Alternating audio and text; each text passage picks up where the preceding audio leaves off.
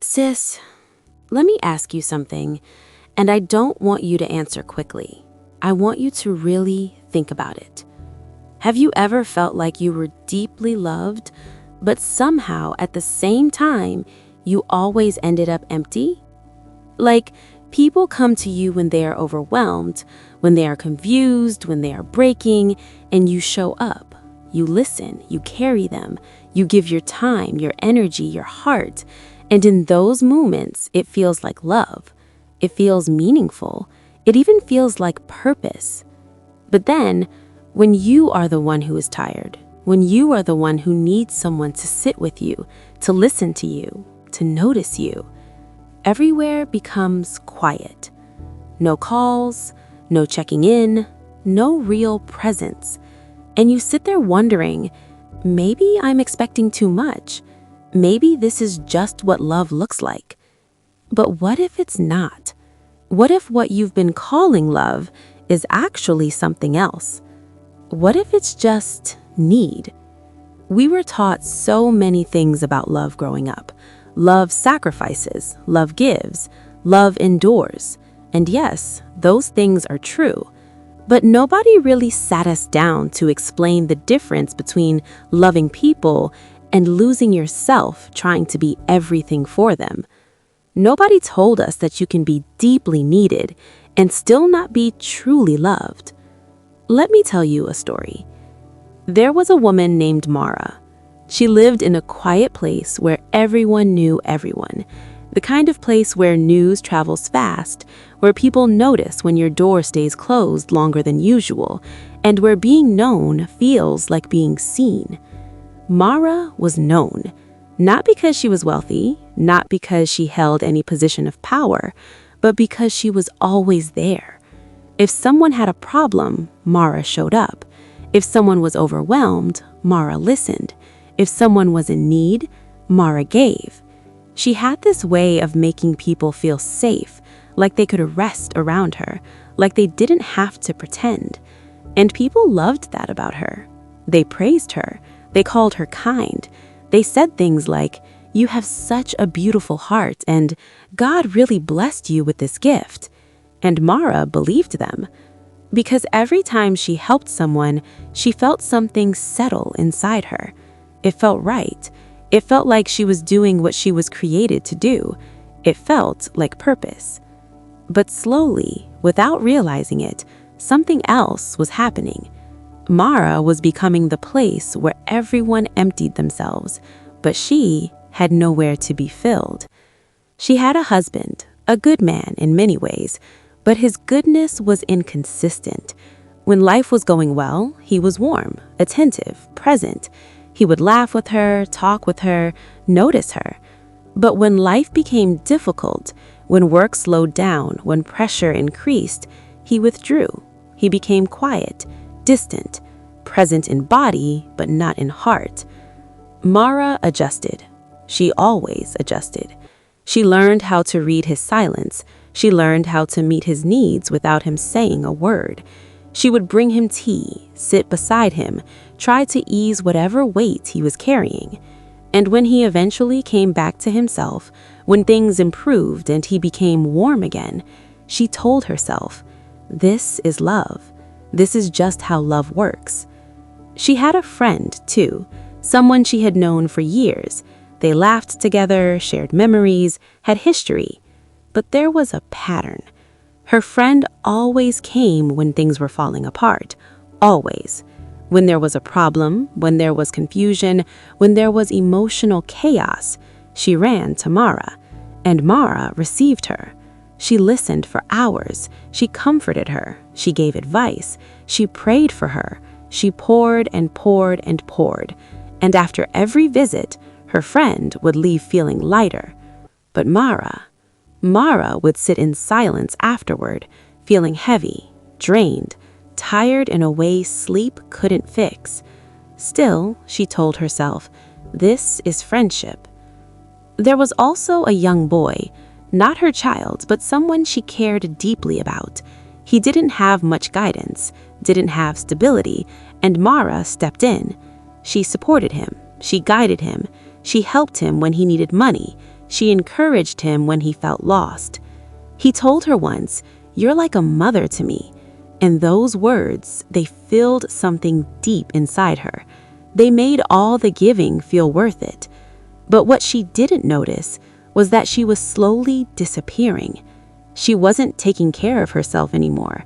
She wasn't resting properly. The little things that once brought her joy, she no longer had time for them.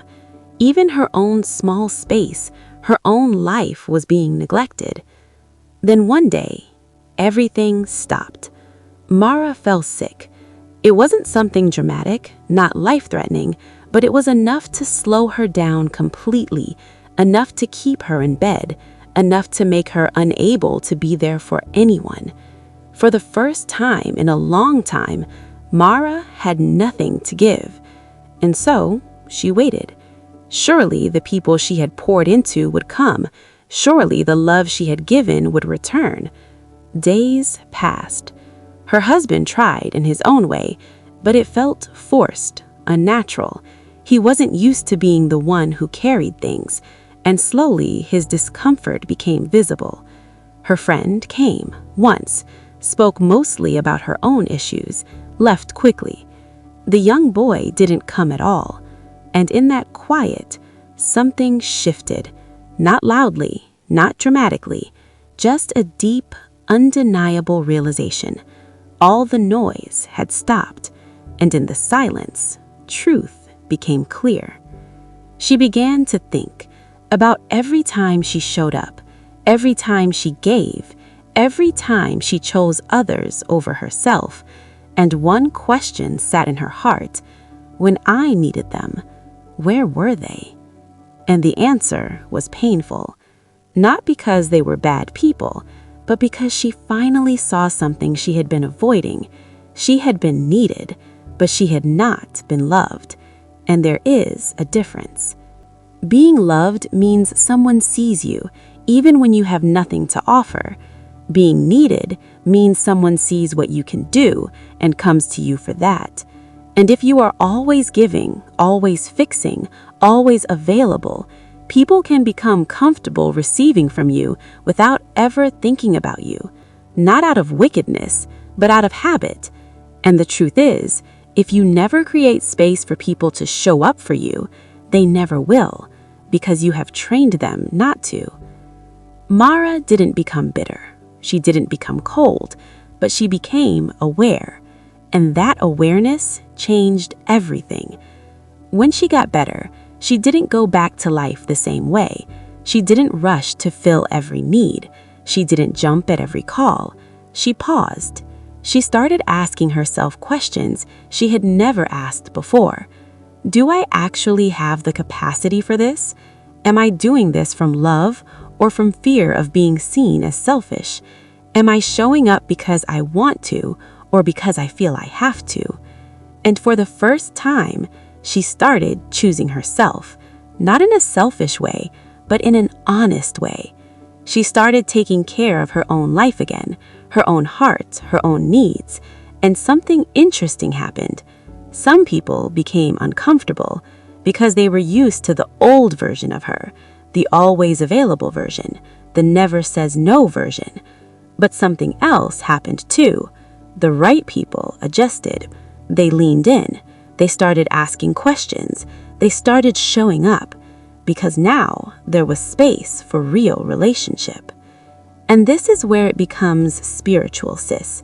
Because a lot of us, we think God is pleased with us when we are constantly pouring ourselves out.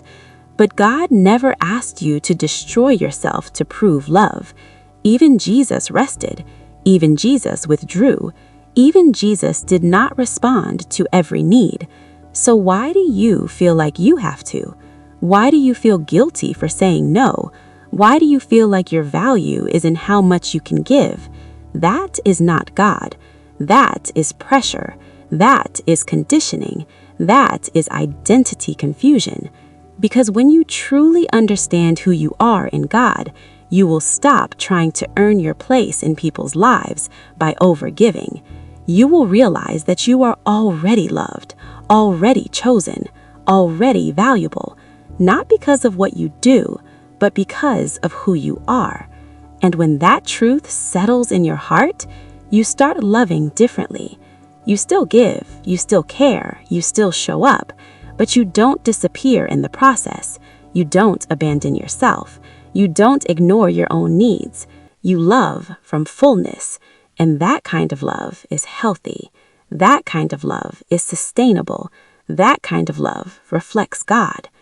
So let me ask you again, when you had nothing to give, who stayed? Because those are your people.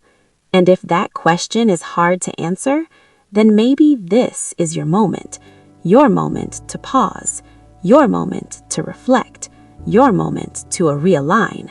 Because you deserve more than being needed. You deserve to be loved. Let's pray. Father, in the name of Jesus, I lift up every woman under the sound of my voice right now. The ones who have been giving, pouring, showing up for everyone else, but silently feeling empty inside. Lord, I ask that you open her eyes.